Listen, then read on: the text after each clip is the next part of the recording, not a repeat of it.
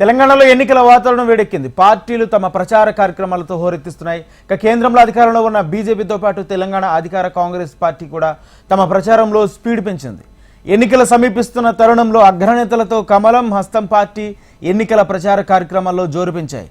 ఈ నేపథ్యంలో తెలంగాణలో ఈరోజు ఏఐసీసీ అగ్రనేత రాహుల్ గాంధీ, బీజేపీ అగ్రనేత అమిత్ షా ఎన్నికల ప్రచారం నిర్వహించనున్నారు.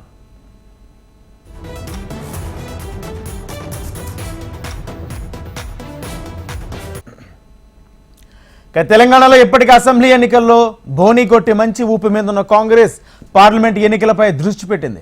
సార్వత్రిక ఎన్నికల్లో ఈసారి ఎలాగైనా అత్యధిక లోక్సభ స్థానాలు కైవసం చేసుకోవాలని చూస్తుంది. ఈ నేపథ్యంలో ఫైనల్ టచ్గా కాంగ్రెస్ అగ్రనేతలు రాహుల్ గాంధీ, ప్రియాంక గాంధీ, మల్లికార్జున ఖర్గేలు రాష్ట్రంలో ప్రచారానికి రానున్నారు. ఈ క్రమంలో ఏఐసీసీ అగ్రనేత రాహుల్ గాంధీ ఇవాళ నర్సాపూర్ సరూర్ నగర్ స్టేడియంలో జరిగే ఎన్నికల ప్రచారానికి హాజరు కానున్నారు. ఈ సభలకు రాహుల్ గాంధీతో పాటు సీఎం రేవంత్ రెడ్డి కూడా పాల్గొంటారు.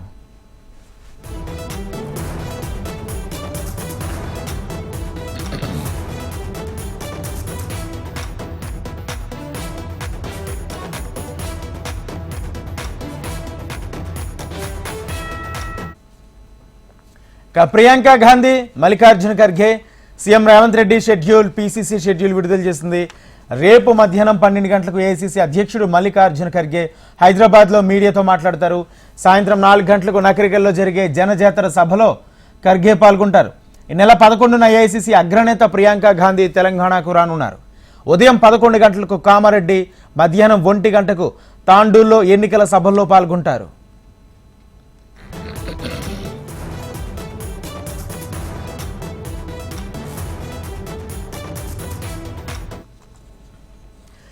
చివరి దశకు ఎన్నికల ప్రచారం చేరుకోవడంతో తెలంగాణలో అత్యధిక స్థానాలు విజయం సాధించేందుకు బీజేపీ అగ్రనేతలు వరుస పర్యటన చేస్తున్నారు.